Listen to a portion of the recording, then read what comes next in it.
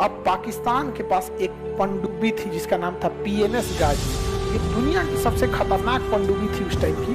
ये पानी के अंदर चलती थी, पानी के अंदर चलने की वजह से कभी दिखती ही नहीं थी। और इसको आदेश दिया गया कि तुम कराची से निकलो और जाके किसको मार दो, विक्रांत जहाज को। हम लोग का उस समय का सबसे बड़ा जहाज था विक्रांत, क्योंकि सबसे शक्तिशाली जंगी बेड़ा वही था। और विक्रांत को अगर कोई मार सकता था तो पीएनएस गाजी मार सकता था। और चल दिया पीएनएस गाजी। जब चला था तभी दिखा था, यहाँ से पानी में अंदर घुस गया, पता नहीं चला कहाँ है कहाँ नहीं है यहाँ पे। अब क्या किया जाए, तो पीएनएस गाजी को अंडमान निकोबार में छुपा दिया गया।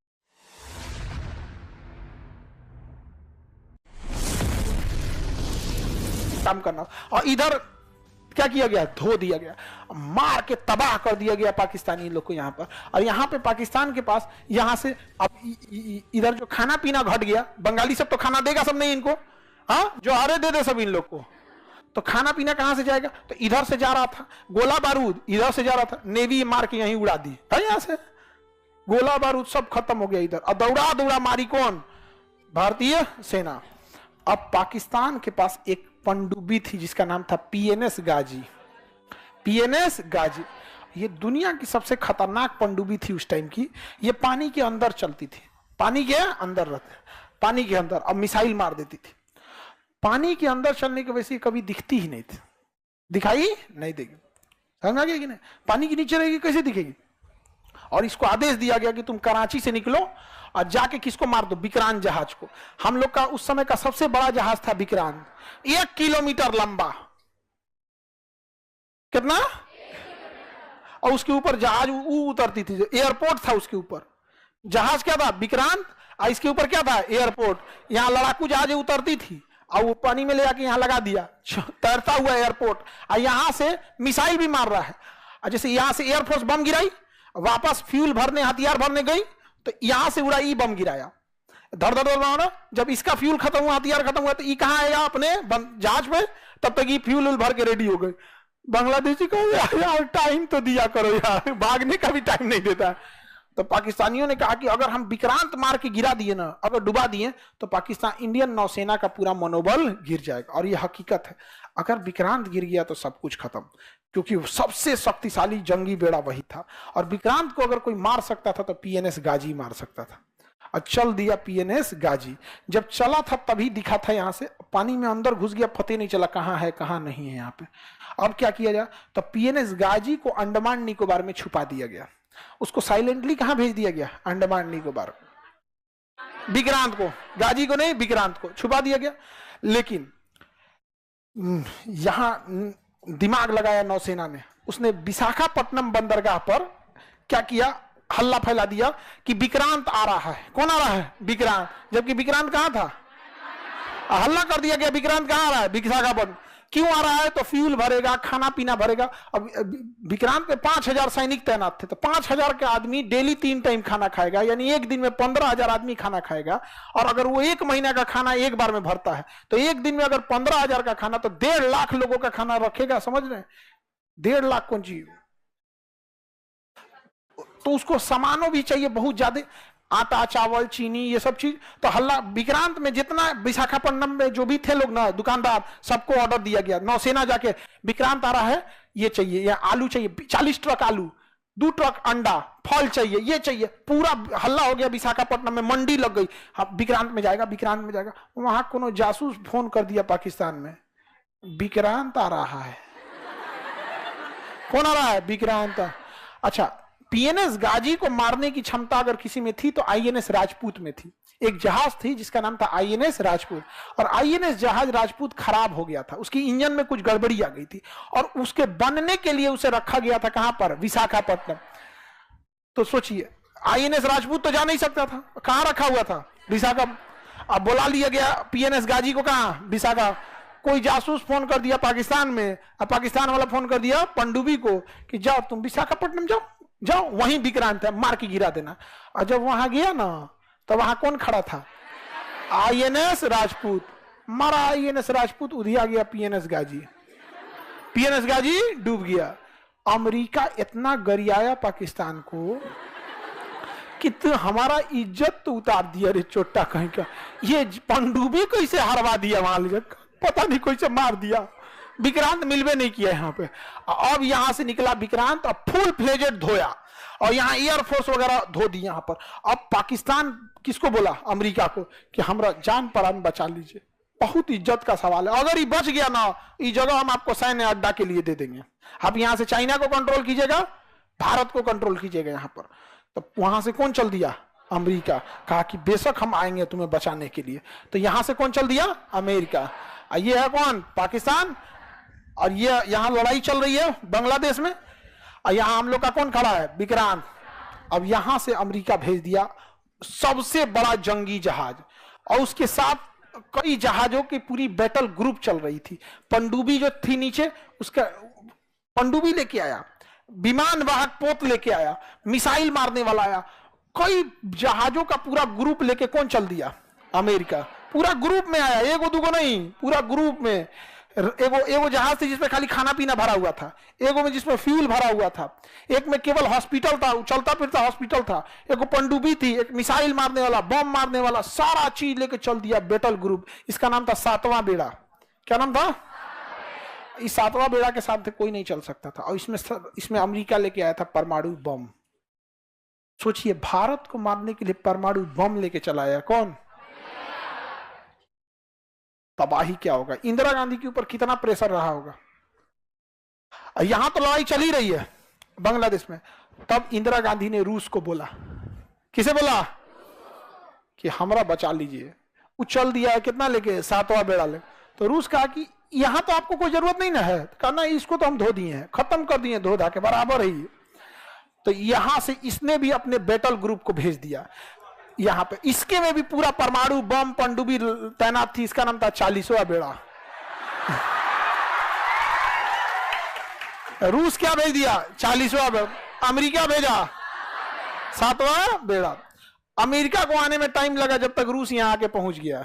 अब पूरी जहाजों को यहीं लगा दिया चारों ओर से, 40वां बेड़ा चारों, और ऑटोमेटिक मिसाइल तैनात कर दिया कि अगर तुम 400 किलोमीटर से कम दूरी मेंटेन रखोगे तो ठीक है, 400 किलोमीटर पास आ गए ना तो मार देंगे ऑटोमेटिक। और जितनी पनडुब्बी लेके आया था ना ये रूस, सारी पनडुब्बियों को ऊपर कर दिया रेडी टू फायर मोड में। तो अमेरिका के साथ ना ब्रिटेन भी आया था। ये दोनों साथे चलता है सर। तो ब्रिटेन वाला ना अपने प्रधानमंत्री को फोन किया, वी आर टू लेट। ई वाला टू, TOO, बहुत लेट हो गया। हाँ, हुजूर आते आते बहुत देर कर दी। वो गाना है ना, हाँ, बेचारा पाकिस्तान गाना गा रहा है, हुजूर आते आते बहुत देर कर दी। ब्रिटेन का रहा है बहुत देर हो गया, अब हमारे बस का नहीं है। 40वां बेड़ा आ चुका है। तो अमेरिका धमकी दे रहा है कि हमारे पास परमाणु बम है, हमारे पास परमाणु बम है, लगभग 100 की संख्या में परमाणु बम लेके चल रहे हैं। तो रूस ने कहा कि हमारे पास भी परमाणु बम है।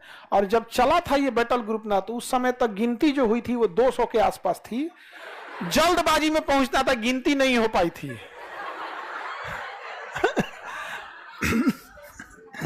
अब यहां आ गया कौन? 7वां बेड़ा।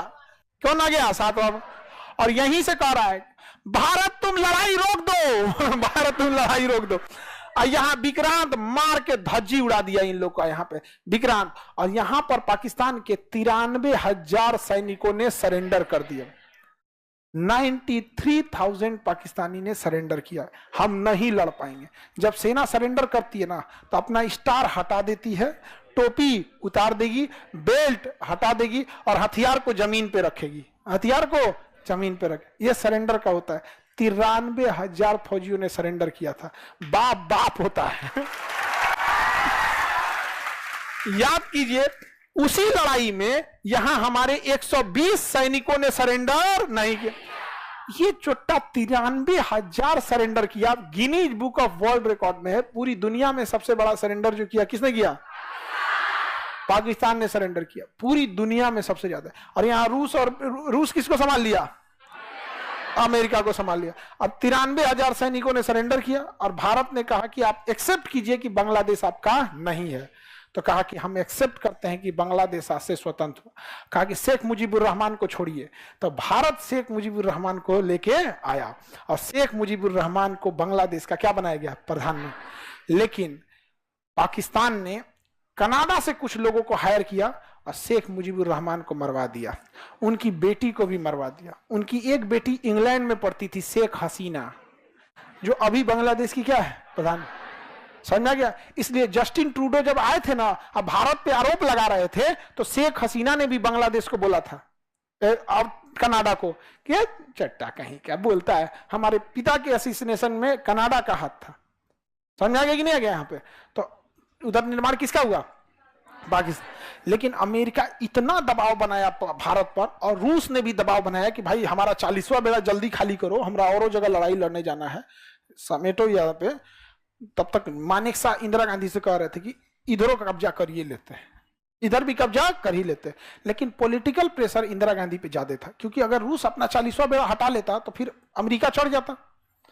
तो फिर वही हुआ कि हम इन 93,000 को लौटा देंगे। और शिमला सम्मेलन हुआ कि भारत और पाकिस्तान किसी भी विवाद को आपस में बैठ के सुलझाएगा, न यूएनओ में जाएगा न अमेरिका में जाएगा, शिमला समझौता में। इसीलिए जब भी पाकिस्तान यूएनओ में जाता है कि कश्मीर में जन्नत संग्रह करा दीजिए, कश्मीर के लोगों से पूछ दीजिए, तो भारत कहता है कि सब पहले साइड कीजिए। ये देखिए, ये चोट्टा 1972 में साइन किया है शिमला समझौता कि हम दोनों आपस में बैठ के बात करेंगे। कहिए कि चले दिल्ली बिरयानी खिलाएंगे, इसको बैठ के बात करते हैं।